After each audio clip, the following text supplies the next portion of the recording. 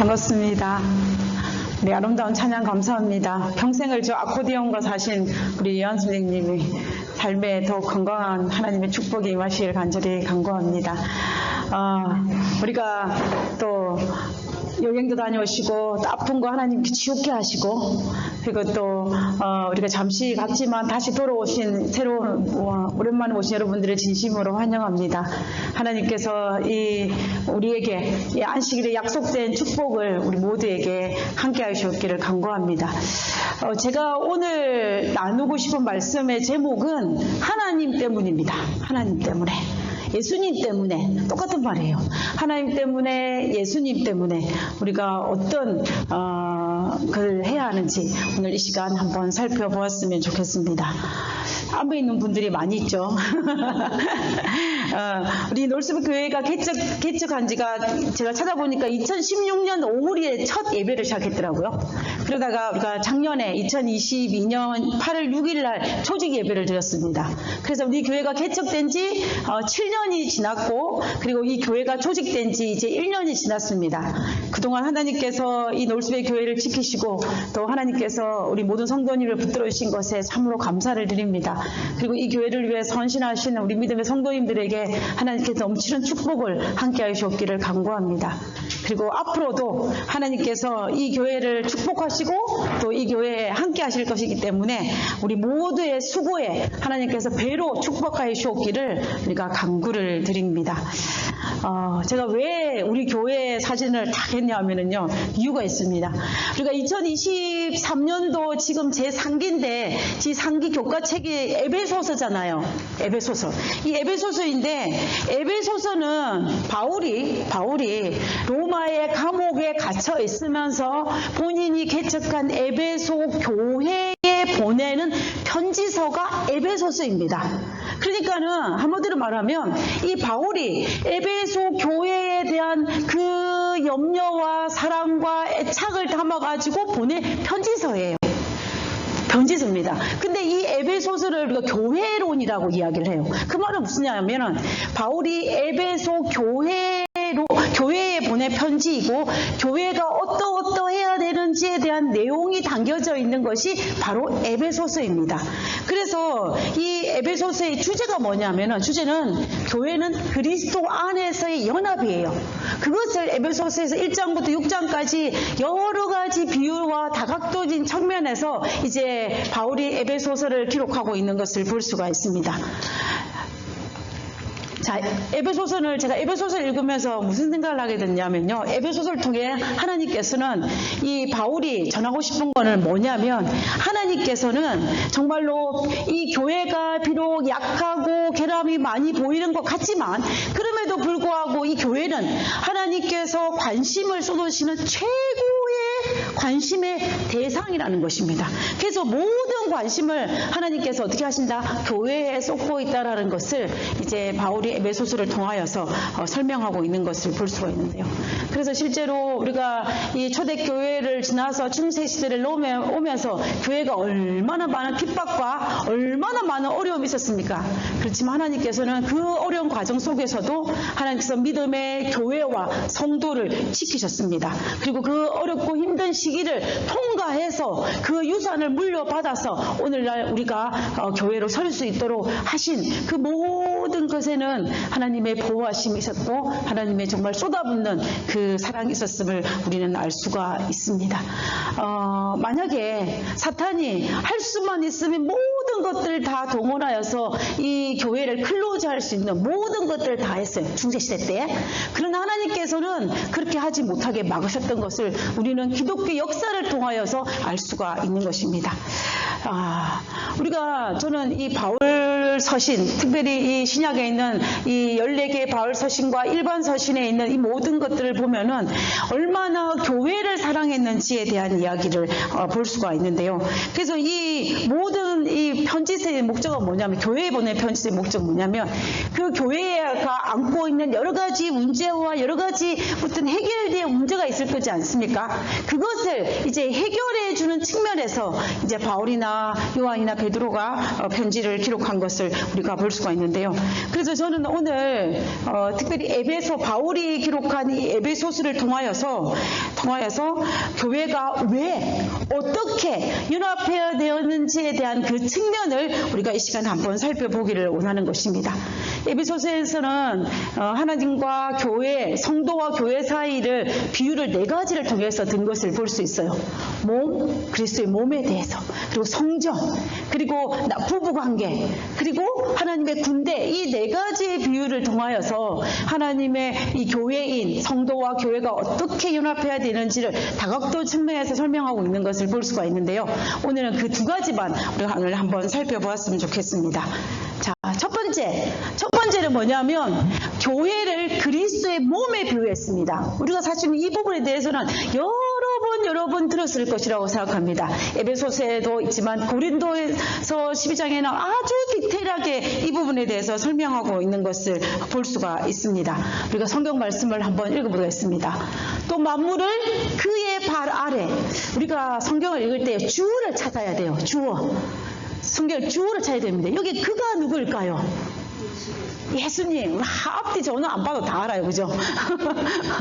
우리가 주어를 못 찾으면요, 앞을 가가지고 주어를 찾아야 돼요. 성경의 주어를.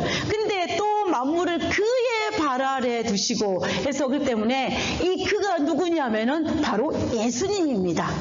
그의 발 아래 복종하게 하시고 그를 만물 위에 뭐로 삼으셨느니라? 교회의 머리로 삼으셨느니라. 그러니까 교회의 머리가 누구예요? 예수님이다. 이렇게 되는 것입니다.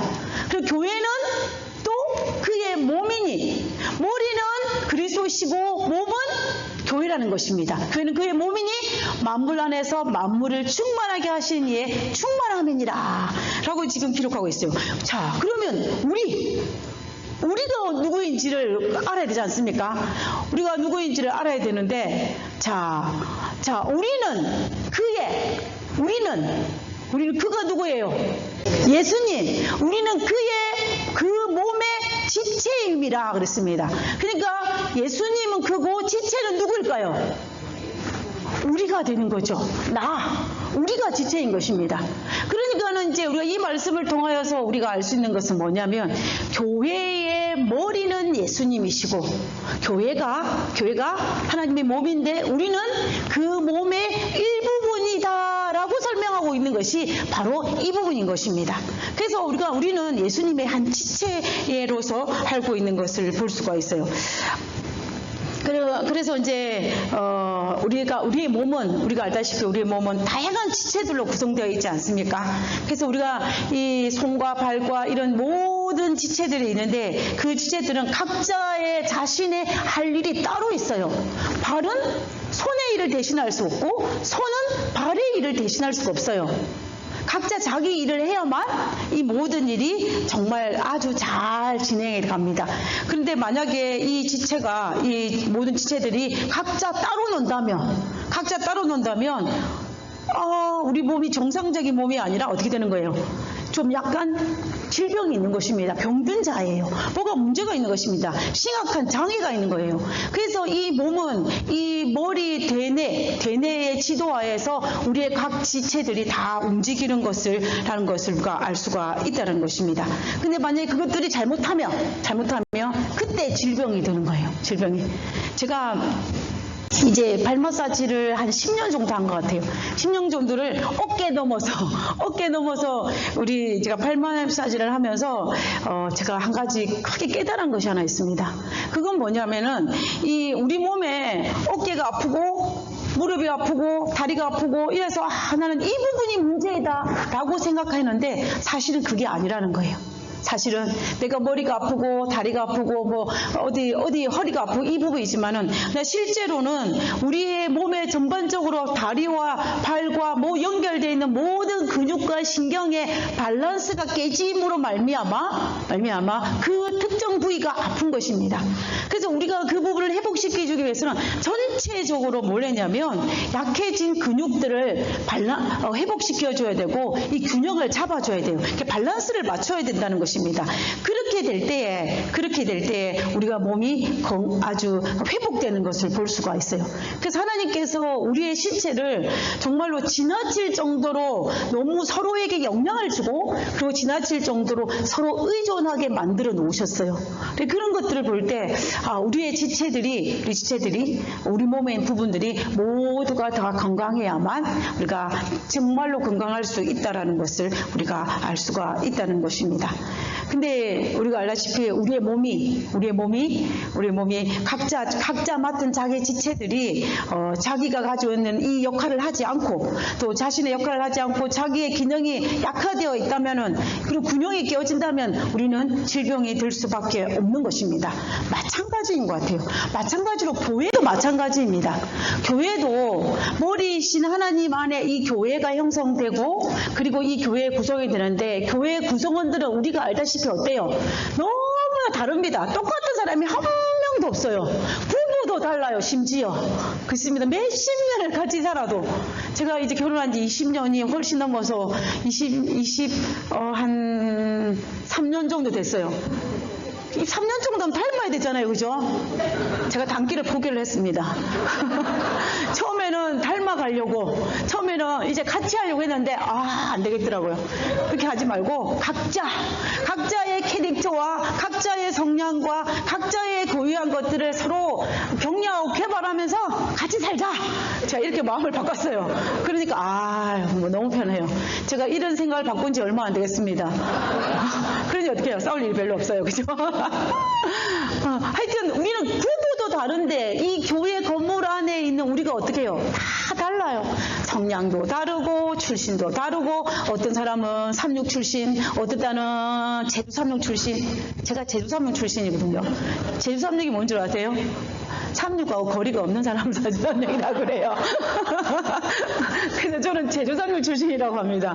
하여튼 그런 사람 그리고 뭐 성도 다르고 고향도 다르고 다 다양한 사람들이 모여가지고 이룬 곳이 바로 어디냐면 교회예요. 그런데 이 모인 사람들이 서로 어떻게 해요? 다 나와 다르니까 나랑 같이 맞추기 위해서 간섭하고 이렇게 하게 되고 막 안 맞춘다고 막 컴플레인하게 되면은 우리의 지체가 제대로 되지 않는 거예요. 우리의 지체도 각자 자신의 역할이 있는 것처럼 우리도 모든 사람이 각자 자신의 역할이 있습니다. 그래서 그 역할을 할 때 그러니까 결과적으로 나와 다름을 어떻게 해야 돼요? 인정해야 돼요. 그리고 나와 다름을 어떻게 하냐면 존중해야 됩니다. 그리고 나와 다름을 받아들이고 그 사람을 이제 세우는 것이 우리에게 필요해요. 여기 있는 우리 모두가 다 노래를 다 잘 부르면 어떻게 되겠습니까? 큰일 나요. 안식일날 특창 누구 할 것인가를 피 터지게 싸웁니다. 모든 사람들이 다 음식을 잘하면 어떻게 돼요? 평가질하기 바빠요. 이건 이렇게 해야 되는데 저렇게 해야 되는데. 마찬가지입니다. 모두 어떤 사람은 노래를 잘 부르고 어떤 사람은 음식을 잘하고 어떤 사람은 인내를 잘하고 어떤 사람은 잘 먹는 것도 달란트예요. 달란트입니다. 이런 사람들이 모여가지고 한 교회를 형성됐기 때문에 우리는 나와 다른 상대를 우리 교우들을 나의 지체들을 인정하고 받아들이고 세우는 것이 필요하다는 것입니다. 그렇게 될 때에 어떻게 돼요? 밸런스가 맞아져요. 밸런스가. 그렇게 되면 자연적으로 교회는 연합을 이룰 수밖에 없는 것입니다. 우리의 지체와 똑같은 거예요. 근데 우리가 알다시피 교회의 머리 대신 모든 것은 다 달라도 괜찮은데 뭐는 하나 일치해야 되냐면은 교회의 머리 대신 예수님은 똑같아야 돼요. 이것이 다르면은 안 됩니다. 교회의 머리는 하나님인데 교회의 머리가 하나님 아닌 다른 것이 되게 되면은 이거는 굉장히 문제가 생겨요. 문제가 생기는 것입니다. 그래서 우리가 이 교회의 머리는 한 분이라고 그랬어요. 이유가 있어요. 교회의 성도는 한 분 이렇게 말했습니까? 아니죠. 교회의 성도는 다양한 사람들이에요. 그러나 교회의 머리는 한 분입니다. 그래서 우리가 다양한 사람들이 서로를 존중하면서 한 분이신 예수님을 섬기며 조화롭게 하나님께 영광을 돌리는 것이 바로 교회이고, 그럴 때에 우리 교회는 연합할 수가 있는 것입니다. 한번 상상을 해보십시오. 우리 몸이 있는데 대뇌가 시키는 대로 하지 않으면 어떤 일이 발생할까? 제가 대뇌가 아침에 딱 일어나는데 교회 가야지 시키는데 이 머리는 교회를 가요. 그런데 팔은 어때요? 나는 교회 안 갈 거야. 나는 맛있는 음식을 만들어 부엌으로 갈 거야. 그 부엌으로 가고, 다리는 어때요? 아니야. 나는 지금 가든에 가가지고 이제 뭘 봐야겠어. 화초를 보든지 이 식물들을 보러 가야겠어. 이렇게 되게 되면은 아이고, 말이 안 되죠. 이런 일은 없습니다. 그죠? 이렇게 되면 어떻게 되냐면 일어나지를 못해요. 병들어서. 마찬가지입니다. 우리의 몸이 대뇌를 중심으로 인해서 연합할 때에, 순종하고 할 때에 이 모든 우리의 몸이 건강해지는 것과 마찬가지로 교회도 동일하게 하나님을 중심으로, 하나님 말씀에 순종하고 하나님 중심으로 연합할 때에, 하나님의 중심으로 서로를 존중할 때에 정말로 아름다운 교회가 될 수가 있다는 것입니다. 그렇게 될 때요, 교회가 일사불란하게 움직일 수 있어요. 중심이 있기 때문에. 우리가 각자 다양하지만요, 다양성 속에 통일성이 있어야 됩니다. 다 다양하면 안 돼요. 다양성 속에 통일성이 뭐냐면 예수님이에요. 하나님입니다. 하나님을 중심으로 우리가 다 다양하게 될 때에 이 교회는 건강할 수가 있다는 것입니다. 중심인 하나님이 빠지면 안 된다는 이야기예요. 우리가 에스겔 10장에 보면 어떤 사건이 있냐면, 이 에스겔은 구약의 선지자입니다. 구약의 선지자인데, 이 에스겔이라는 선지자가 바벨론의 포로로 잡혀가서 하나님의 선지자로 활동했던 선지자예요. 한마디로 말하면 이 에스겔은 포로된 나라 사람으로 남의 나라에 잡혀있을 때의 선지자가 됐다는 것입니다. 선지자에 잡혀있을 때에 어떤 이상을 보냐면, 이 에스겔 10장 18절에 보면은 여호와의 영광이 성전 문지방을 떠나는 것을 봤어요. 하나님께서 그걸 보여줬어요. 예루살렘 성전 안에 있는 여호와의 영광이 성전을 떠나는 것을 에스겔에게 보여준 것입니다. 그러면서 에스겔에게 뭐라 말하냐면, 왜 여호와의 영광이 예루살렘 성전을 떠날 수밖에 없는지를 설명해요. 그 설명을 하는 내용을 살펴보면은, 예루살렘 성전은 하나님을 섬기는 성전임에도 불구하고 그 안에 에스겔이 들어가 보니까는 온갖 우상들이 있는 거예요. 담무스, 태양의 신, 이런 그 질투의 형상, 각종 짐승들의 형상을 가진 우상들이 여기저기 예루살렘 성전 안에 있는 것을 봤습니다. 그리고 그 우상들만 있는 것이 아니라 제사장들과 장로들과 여인들이 그 우상들 앞에서 경배하는 모습을 봤어요. 그러니 하나님의 성전임에도 불구하고 그 성전의 머리 대신 한 분이신 하나님을 섬기지 아니하고 각종 우상들을 섬기니까 어떻게 돼요? 여호와의 영광이 그 성전에 있을 수가 없게 된 거예요. 없게 된 것입니다. 그래서 여호와의 영광이 성전을 떠나는 것을 봤다는 것입니다. 근데 우리가 이 계시가 언제 봤냐가 중요하죠. 그죠? 언제 봤냐면은 이 BC 586년에 남방 유다가 멸망하는 거예요. 멸망한다는 소리는 뭐냐면 예루살렘 성전이 무너졌다는 소리입니다. 그런데 이 에스겔이 여호와의 영광이 성전을 떠나갈 때를 봤던 것을 우리가 살펴보면 그때가 BC 592년 경이 돼요. 그러면은 그 말은 다른 말로 무슨 말이냐면, 성전이 무너지기 6년 전에 이 이상을 봤다라는 것입니다. 성전은 아주 건재하게 건물이 있는데, 그런데 여호와의 영광이 떠난 거예요. 자, 이런 것이 된 상황이 돼. 자, 그러면은 솔로몬의 성전은 무너지지 않았지만, 이거는 성전으로서의 가치를 어떻게 된 거예요? 가치를 잃어버린 거예요? 안 잃어버린 거예요? 잃어버렸어요. 잃어버린 것입니다. 그것을 성전이 무너지기 6년 전에 에스겔이 환상을 통해서 본 것입니다. 그래서 구약에 있는 이런 하나님의 성전이 성전다울 수 있으려면은 성전의 주인이신 하나님의 임재가 있을 때, 여호와의 영광이 임재를 해야 돼요. 그렇기 위해서는 어떻게 해야 돼요? 이스라엘 백성들이 성전의 주인이신 하나님을 인정하고 그리고 하나님을 경배해야만이 성전으로서 온전할 수 있다라는 것입니다. 자, 그렇다면 오늘 우리 교회가 정말 교회의 머리이신 예수님을 경배하고 순종할 때에 우리 교회가 교회다운 교회가 될 수 있다라는 것입니다. 있다라는 거예요. 그러므로 우리는 예수님의 말씀 중심으로 연합해야 돼요. 뭐 중심으로? 말씀 중심으로. 우리는 다 다양하지만 그 다양한 캐릭터 중심으로 연합하는 것이 아니고 뭐 중심으로? 예수님 중심으로, 하나님 중심으로 연합해야 된다는 것입니다. 연합의 포인트는 어디냐면요, 예수님이에요. 예수님이 중심이 되지 않고 다른 걸로 합치면 안 된다는 것입니다. 저는 개인적으로 목회는 먹회다라는 생각을 가지고 있어요. 제 생각은. 근데 목회를 중심으로 모이면 안 돼요. 힘이 없어요. 힘이 없습니다. 어느 바람이 불거나 외부의 어떤 시련이 닥치면 한순간에 무너져요. 한순간에 무너집니다. 그러나 뭐 중심으로? 예수님 중심으로 모이면은 든든한 것입니다. 든든한 것이. 그래서 교회는 무엇을 중심으로 모여야 되냐면 하나님의 말씀 중심으로, 예수님 중심으로 연합해야만이 우리는 교회다운 교회가 될 수 있다라는 것입니다. 예수님 중심으로 안 모이면 교회가 어때요? 건물은 교회인데 사교단체랑 똑같아요. 여호와의 영광에 떠난 그냥 건물만 교회이고 그 안에는 에스겔이 환상에 본 것처럼 여러 가지 이런 어떤 그 우상들의 절비한 그런 모습으로 될 수밖에 없다는 것입니다. 옛날에 이야기예요.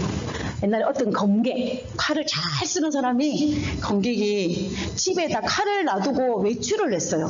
외출을 했습니다. 외출을 했는데 그냥 누구를 만나면 이렇게 강도를 만났어요. 칼을 든 강도를 만났습니다. 그래서 강도를 만났는데 그러면서 이 강도가 검객에게 뭐라고 했냐면 당신이 있는 거 다 내놔라고 이렇게 얘기한 거예요. 그러니까는 이 검객이 콧방귀를 끼면서 뭐라고 했냐면은 야, 내 이놈, 내가 누군 줄 아느냐? 이렇게 하는 거예요. 그러니까는 이 도둑님 하는 말이 내가 당신이 누군지 내가 어떻게 하냐고. 그렇지만은 확실한 거는 뭐냐면 오늘 내가 당신의 모든 걸 다 뺏을 거라고 이렇게 얘기를 하는 거예요. 그러니까는 이 검객이 하는 말이 기가 찹니다. 뭐라고 하냐면 나는 검객이다. 내 칼을 집에 두고 왔다. 이렇게 얘기하는 거예요. 아유, 그러니까 자기 공격인 건 맞지만 칼을 집에 두고 갔다는 거예요. 그래서 이 강도가 뭐라고 이야기했냐면은 강도가 하는 말을 잘 들으셔야 됩니다. 칼이 없는 검객이 입만 살았구나라고 했어요. 칼이 없는 검객이.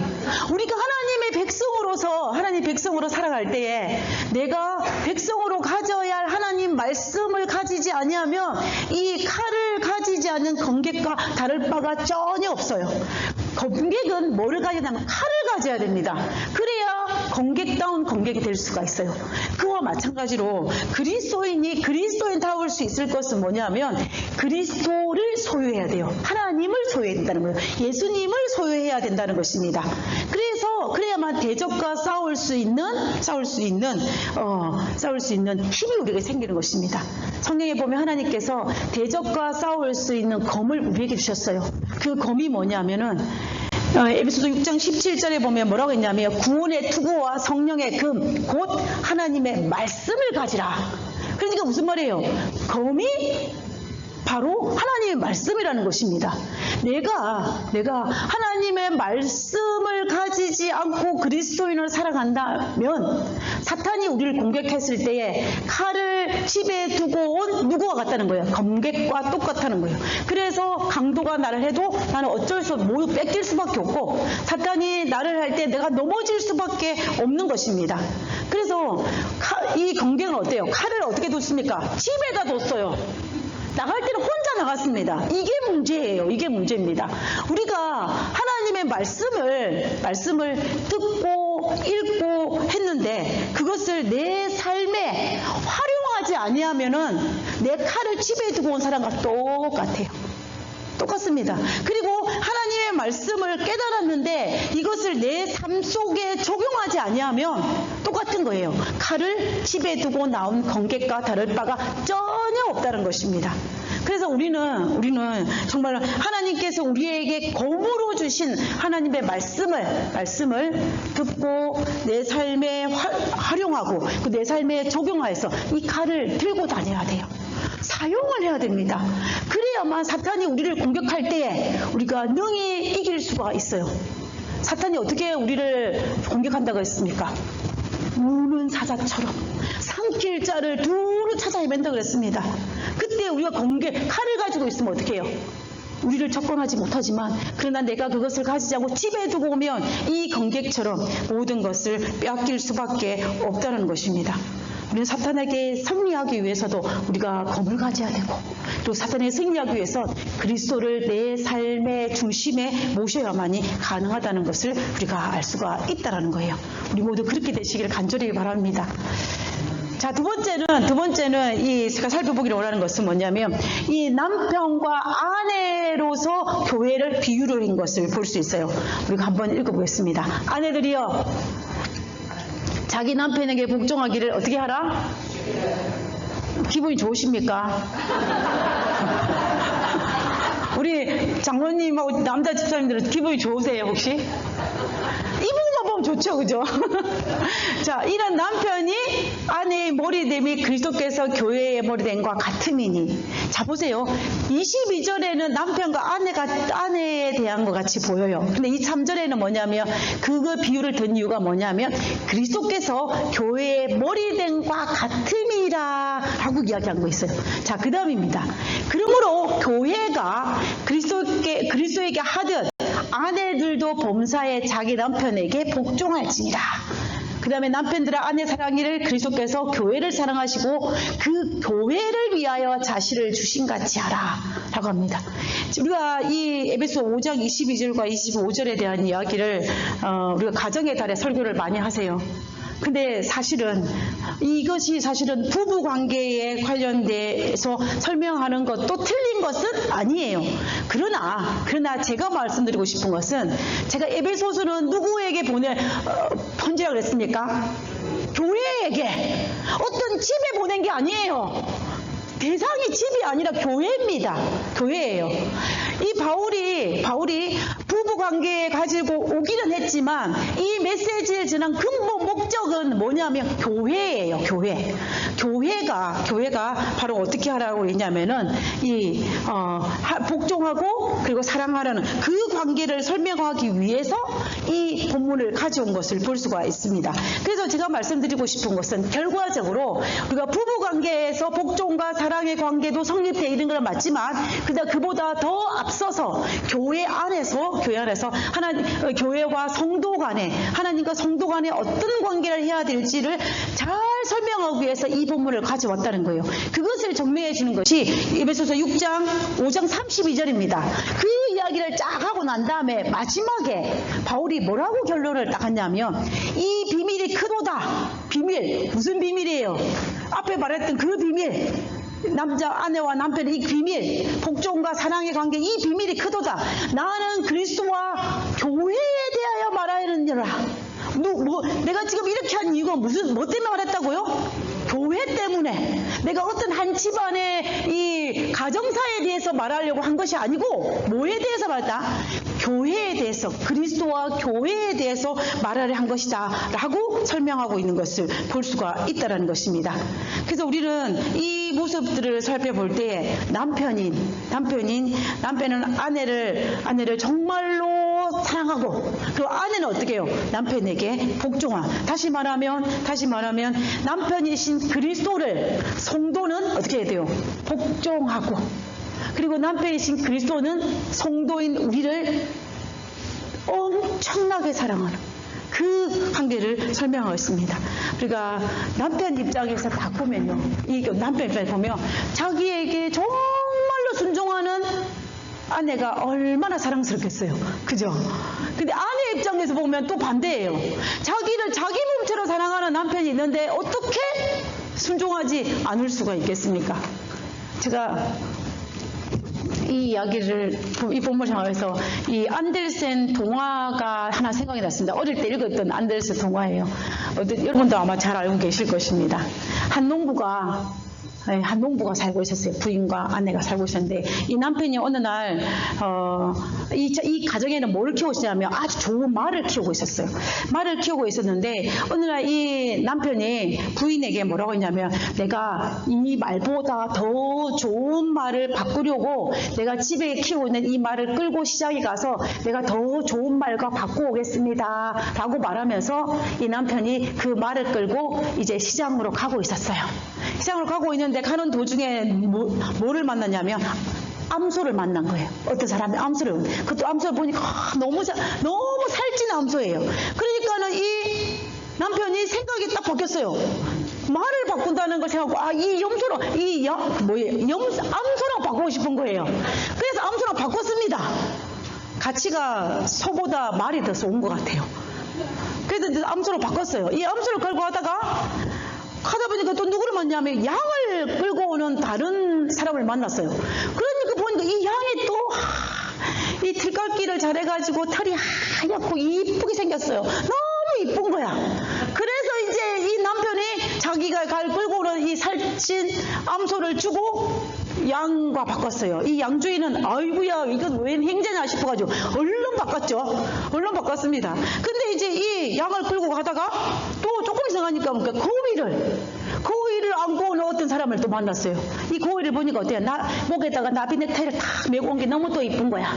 그래가지고 이 또 양을 주고 고위랑 바꿨어요. 고위랑 바꿨는데 고위를 가지고 딱 오니까는 또 어떤 다른 사람이 오는데 누가 오냐면 쑥닭, 꼬꼬대. 쑥닭이 이 뱃을 이렇게 해가지고 아주 또 너무 잘생겼어. 그러니까 또 이 남편이 보니까 이거랑 또 바꾸고 싶어서 바꿨어요. 바꿨는데 또 이제 갖고 보니까는 또 조금 이제 거의 시장에 다다랐는데 이 쑥닭을 안고 시장을 가고 있는데 또 누구를 만났냐면 이 정말 말도 안 되는 썩은 사과 한 자루를 끌고 가는 농부랑 만났어요. 그러니까 이 사람이 보니까 어때요? 닭은 이만큼밖에 안 되는데 이 사과는 이만큼이에요. 그러니까는 바꾸자. 이제 또 바꿨어요. 이 바꿔가지고 이제 썩은 한 자루를 이제 끌고 이제 시장에 갔습니다. 그런데 시간이 너무 많이 지나가서 해가 뉘어 지나서 도저히 집으로 들어갈 수 없어 여관방에 하룻밤을 자고 집에 가기로 생각한 거예요. 근데 하필이면 그 여관방에 누가 그 방에 투숙을 했냐면은 돈 많은 귀족 두 사람이 그 여관방에 투숙을 했어요. 그래가지고 이제 하다가 보니까는 자기가 집에 출발했던 이야기를 쫙 설명을 했어요. 그 이야기를 다 듣고 있는 이 귀족이 뭐라고 했냐면 땅을 치면서, 야, 당신 큰일 났다. 이제 당신은 집에 가면 부인이 화가 나가지고 아마 당신을 내쫓을 것이다. 이렇게 이야기한 거예요. 그러니까는 이 남편이 천하태평으로, 절대로 그런 일 없습니다. 우리 부인은 참 잘했다라고 이야기할 겁니다. 라고 얘기하는 거예요. 그러니까 이 귀족이 말도 안 되는 소리 하지 말라고 그러면서 옥신각신 했습니다. 그러니까 이 귀족이 도대체 그럼 좋다. 만약에 당신 집에 가가지고 이 썩은 사과자루 한 자루 들고 갔을 때 당신 부인이 참 잘했다라고 말을 하면은 내가 어떻게 하겠다? 내가 갖고 있는 이 금은 주겠다. 이렇게 약속한 거예요. 그러니까는 이 농부는 오케이, 그럼 가자고. 그래가지고 이제 갔습니다. 가가지고 아침에 딱 가니까 이 귀족들이 긴장이 되겠죠. 설마 이 부인이 그렇게 하겠냐? 라고 생각을 해서 이제 딱 가는데 부인한테 가가지고 자초지종 쫙 설명해요. 내가 이렇게 해가지고 지금 내가 썩은 사과 한 자루를 들고 왔다고 딱 이야기를 합니다. 자, 여러분이 부인이라면 어떻게 하시겠습니까? 이렇게하죠, 그죠? 제가 집을 나갈 것 같아요. 화가 나서. 제가 집을 나가겠습니다. 그런데 이 부인이 뭐라고 이야기하냐면은, 아이고, 그렇잖아도 내가 식초를 만들기 위해서 썩은 사과가 필요했는데, 정말로 잘했다고. 이렇게 이야기하는 거예요. 그렇게 하니까는 어떻게 하겠습니까? 이 귀족은 어쩔 수 없이 약속대로 자기 보화를 줬습니다. 자, 돈을 줬습니다. 이게 앤델슨 동화예요. 근데 이 이야기에서 반전이 있는 거 아십니까? 무슨 반전이 있냐면은, 이 반전은 뭐냐면, 이 동화 속에 나오는 이 남편이 부인을 정말로 사랑했어요. 자기 몸처럼 사랑한 것입니다. 그 반전이 숨겨져 있었어요.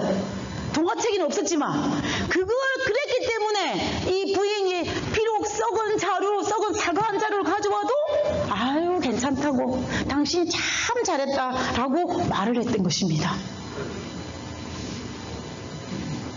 근데 어떻게 오늘날 우리 현실 세계가 문제예요, 그죠? 오늘날 우리의 현실 세계는 그렇지가 않잖아요, 그죠? 그러면서 남편은 아내에게 네가 먼저 복종해라. 그다음에 아내는 어때요? 당신이 먼저 내 몸같이 나를 사랑해라. 이렇게 옥신각신 합니다, 그죠? 그럼 이런 싸움은 결론이 날까요, 안 날까요? 안 나요. 이 결론은 제가 볼 때는 닭이 먼저냐 달걀이 먼저냐라고 말한 것 다를 바가 전혀 없습니다. 결론이 안 나요. 그러니까 오늘날 우리의 가정들이 약간은 흠이 있어요, 그죠? 약간은 이 가족들처럼 말 대신에 썩은 사과 한 자를 가져와도 뭐라는 거예요? 괜찮다라고 말 못하고 화가 이만큼 나는데 누르는 것입니다. 누르는 거예요. 오늘날 우리 현실 세계가. 그렇지만 누군가가 먼저 이 대를 끊고 먼저 실천하면 그 가정은 이 가정처럼 될 수 있을 것입니다. 한번 시도해 보시기 바랍니다. 제가 하려고 했는데 전 실패를 했어요. 또 한번 해보고 싶은 마음이 있지만 또 실패할 것 같지만은 포기하지 말고 한번 해봤으면 좋겠습니다. 자, 근데 오늘날 우리의 삶은 그렇지만은 진짜 우리가 예수님과 교회의 관계, 교회의 머리 대신 교회의 지체와의 관계, 그리스도와 우리의 관계에는 이런 누가 먼저 말할 게 없어요. 왜냐하면 우리가 알다시피 하나님께서 먼저 우리를 사랑하셨어요. 어떻게? 자기의 외아들을 내어주고 자기의 생명을 내어주면서 자기보다 더 우리를 사랑하셨어요. 그죠? 그거에는 누가 먼저 했냐면 하나님이 먼저 하셨어요. 예수님이 먼저 했습니다. 근데 그런 사랑을 받고도 우리가 아니 그렇잖아도 내가 식초를 만들기 위해 썩은 사과가 필요했는데 참 잘했어라고 말하지 않고 당신이 어떻게 이런 일을 할 수 있냐고, 당신은 머리가 없냐고 라고 말하면 안 되죠.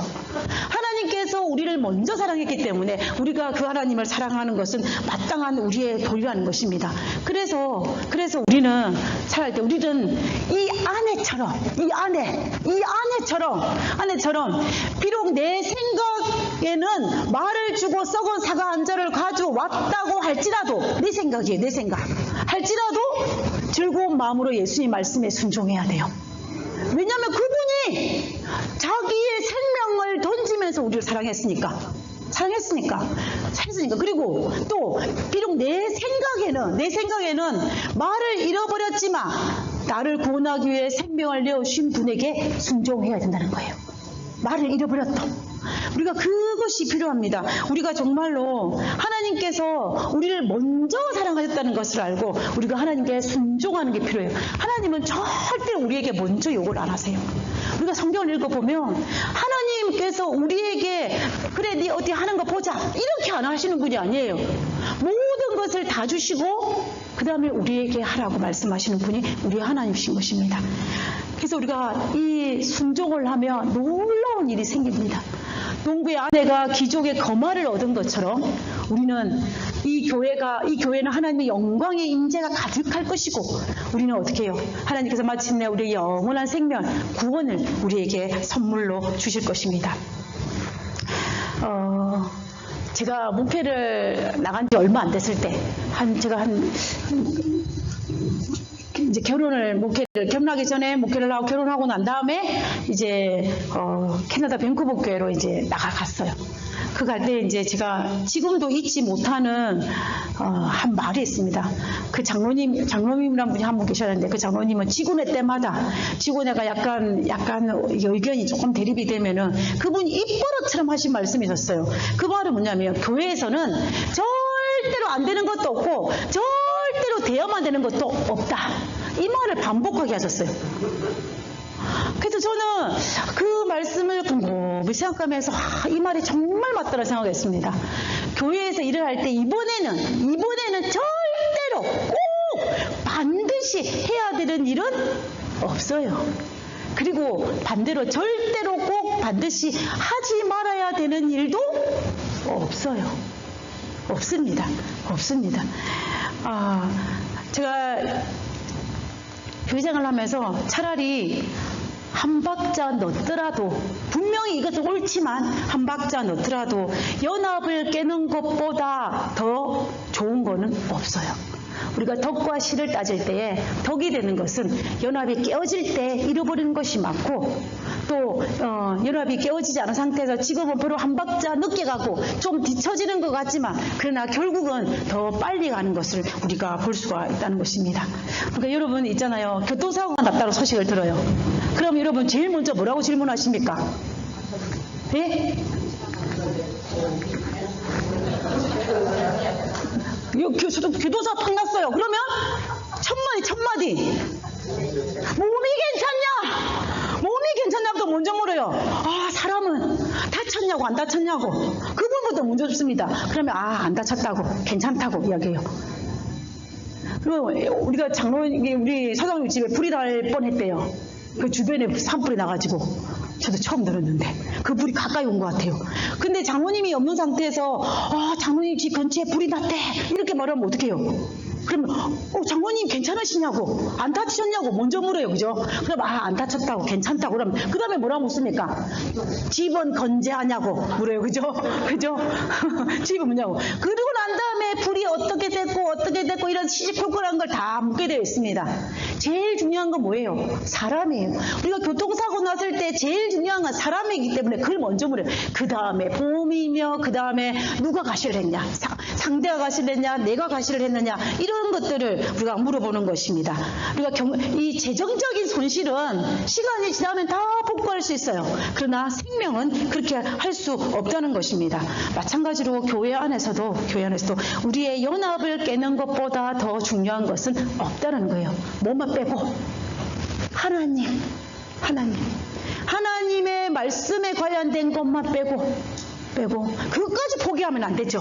그것까지 포기하면 안 돼요. 한 분이신 하나님까지 포기하면서 연합을 이루는 것은 연합이 아니에요. 어느 순간에 중심이 살아있기 때문에 어느 순간에 다 와야 될 것입니다. 그렇기 때문에 우리가 하나님의 중심으로 그 나머지 것들은 우리가 좀 때로는 늦게 가더라도 우리가 서로 절대로 꼭 반드시 이런 생각을 말고 내 생각을 적고 우리가 연합하는 것이 우리에게 필요하다는 것입니다. 우리가 분열은 힘이고 연합은 힘이고 분열은 뭐예요? 최악이에요. 사탄은 이 사실을 너무나 잘 알고 있어요. 그래서 사탄은 할 수만 있으면 교회 구성원 속에 들어와가지고 우리를 분열시키기 위해서 이간질하고 시기 질투를 주고 여러 가지 다양한 문제를 만들어서 교회를 분열하게 합니다. 그때에 그런 마음이 내 마음에 들어올 때에 그런 일들이 교회 안에 스물스물 일어날 때 사탄이 또 장난을 치는구나. 내가 사탄에게 넘어가기보다는 어떻게 됐다? 중심 대신 예수님께 딱 달라붙어서 예수님 중심으로 내가 교회와 연합해야 되겠다. 그 생각을 가져야 된다는 것입니다. 우리가 연합해야 될 이유는 너무나 명확하고 너무나 간단합니다. 그는 뭐냐면 그 연합할 그 이유와 목적은 왜 그러냐면 예수님 때문이에요. 예수님 때문에. 오직 예수님 때문에 우리가 연합해야 돼요. 예수님 때문에. 우리가 각자 다른데 왜 연합을 해야 됩니까? 자기와 성향이 같은 사람들끼리 모여서 뭔가를 하지. 사회에는 취미생활이 같은 거, 동호회. 내가 원하는 그 성향이 같은 사람끼리 모여서 동호회를 하고 계를 하고 이렇게 합니다. 그죠? 그러나 교회는 그런 것이 아니에요. 교회는 그런 것이 아니에요. 하나님 때문에 연합하는 것입니다. 나와 다른 사람이라 할지라도, 나와 성격이 다르고, 나와 성향이 다르고, 나와 좋아하는 게 다르고, 다 다를지라도 예수님 때문에 연합하는 것입니다. 그리고 예수님 때문에 우리가 하나님 교회의 머리 대신 교회의 권위를 인정하는 것이고, 예수님 때문에 교회를 사랑하는 것이고, 예수님 때문에 교회를 섬기는 것이고, 예수님 때문에 교회를 바로 세우기 위해서 우리가 헌신하는 것입니다. 바로 예수님 때문에 우리가 연합하는 것이라고 볼 수가 있다는 것입니다. 아무리 교회가 흠이 많고 결함이 있는 것처럼 내 눈에 보인다 할지라도 교회의 머리 되시는 하나님, 그 교회의 머리 되신 예수님, 그리고 그 교회의 권위를 부여하신 하나님을 믿으면서 예수님 때문에 우리가 연합하는 것이 우리에게 필요하다는 것입니다. 교회를 조직한 지 1년이 넘은 이 놀스베이 우리 교회가 개척된 지 7년이 지난 우리 교회가 정말 예수님 때문에, 하나님 때문에, 그리고 하나님께서 우리에게 베푸신 그 크신 사랑 때문에 우리가 교회 안에서 하나님 말씀에 순종하여서 예수님 중심으로 연합하고 예수님 중심으로 사랑하고 예수님 중심으로 복종하고 순종할 수 있는 우리 교회가 된다면 하나님께서 이 놀스베이 교회를 통하여서 큰 일을 하실 것이고 교회의 원래 사명인 하나님의 복음의 빛을 이 지역에 비치게 할 수 있을 것입니다. 우리 모두 그 한 지체로서 모두가 다 똑같은 지체예요.